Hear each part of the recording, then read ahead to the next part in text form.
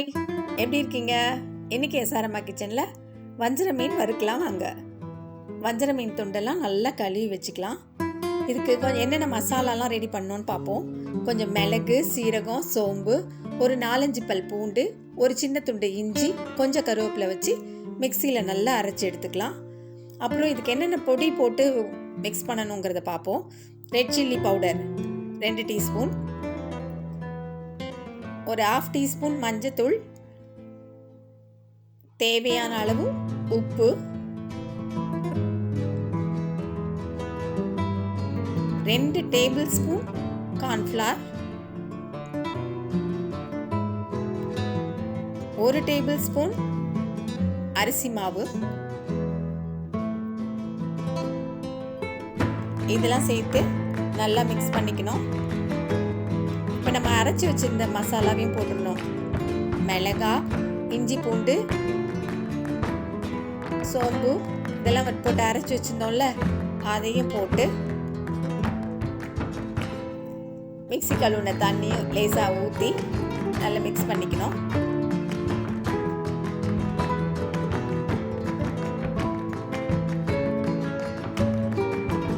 இது வந்து இந்த மசாலாலாம் சேர்ந்து ஒரு நல்ல ஃப்ளேவர் கொடுக்கும். இது கூட கொஞ்சம்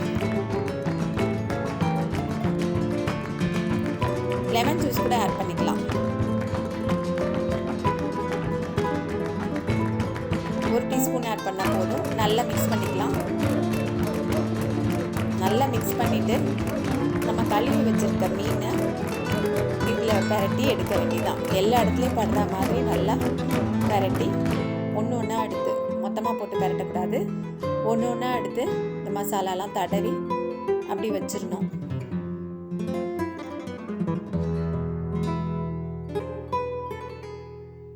நம்ம அரைச்சி போட்டிருக்க மசாலாலாம் இதுக்கு நல்ல வாசம் கொடுக்கும்.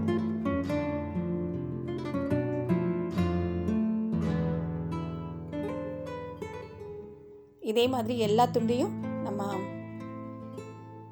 இந்த மசாலாவில் பரட்டி எடுத்து வச்சுக்கணும்.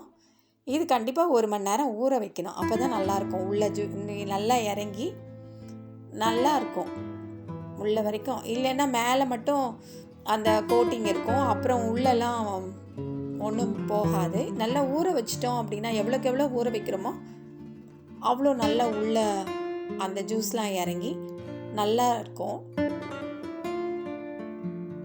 1 மணி நேரம் ஊற வச்சிடலாம். ஊறினதுக்கப்புறம் எடுத்து அதை ஃப்ரை பண்ணிக்கலாம். கொஞ்ச நேரம் ஃப்ரிட்ஜில் கூட வைக்கலாம். வெயில் இருந்தால் லேசாக வெயில்லையும் வைக்கலாம். இந்த மாதிரி ஊறிடுச்சுன்னா தான் நல்லாயிருக்கும். ஊற போடாமல் அப்படியே வச்சிட்டோம் அப்படின்னா நல்லா இருக்காது. இந்த ஊறின மீனே எப்படி இருக்கு பாருங்க, கலரே சேஞ்ச் ஆகி நல்லா உள்ள வரைக்கும் நல்லா ஊறி இருக்கு. இப்படி இருக்க பக்குவத்தில் வறுத்தா தான் நல்லா டேஸ்ட்டாக இருக்கும். இப்போ நம்ம என்ன பண்ணலாம், கேஸ் ஸ்டவ் ஆன் பண்ணி ஒரு பேன் வச்சு, பேன் சூடானதும் எண்ணெய் ஊற்றி இதை நம்ம ஊற வச்சுருக்க மீன் துண்டெல்லாம் ஒன்று ஒன்றா போட்டு ஷாலோ ஃப்ரை பண்ணிடலாம்.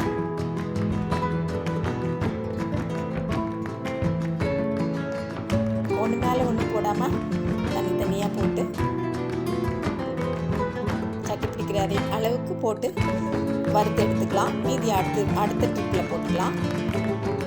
இது நம்ம தவாவில் கூட போட்டு பண்ணலாம்.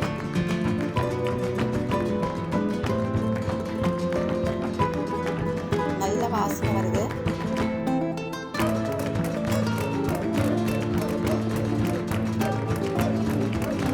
நல்லா வேகட்டும். நல்லா வெந்ததுக்கப்புறம் தான் திருப்பி போடணும்.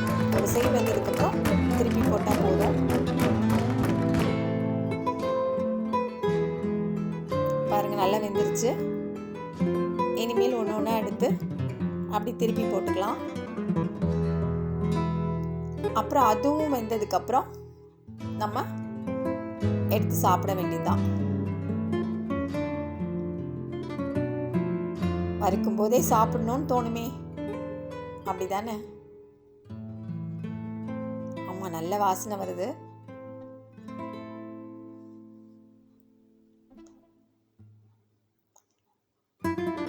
ஒவ்வொருத்தருக்கு ஒவ்வொரு மாதிரி வறுப்பாங்க. இது ஒரு ஸ்டைல். இது கொஞ்சம் நல்லா ரிச்சாக தெரியும் வாசனை. வெறும் மிளகாத்தூள் மஞ்சத்தூள் போட்டு வறுக்கிறதும் அது ஒரு டைப் தான். அதுவும் ஒரு தனி டேஸ்ட் தான். இப்படி வறுக்கிறதும் நல்லா இருக்கும். நீங்களும் ஒரு தடவை ட்ரை பண்ணி பாருங்கள், கண்டிப்பாக பிடிக்கும். ட்ரை பண்ணி பார்த்துட்டு கமெண்ட் பண்ணுங்கள் எப்படி இருந்ததுன்ட்டு. பிடிச்சிருந்ததுன்னா லைக் பண்ணுங்கள், கமெண்ட் பண்ணுங்கள், ஷேர் பண்ணுங்கள். இன்னும் அம்மா கிச்சனை சப்ஸ்கிரைப் பண்ணாதவங்க உடனே சப்ஸ்கிரைப் பண்ணுங்கள். அப்படியே பக்கத்தில் இருக்க பெல் சிம்பிளை ப்ரெஸ் பண்ணி ஆல் கொடுத்து வச்சுக்கோங்க. பாய்.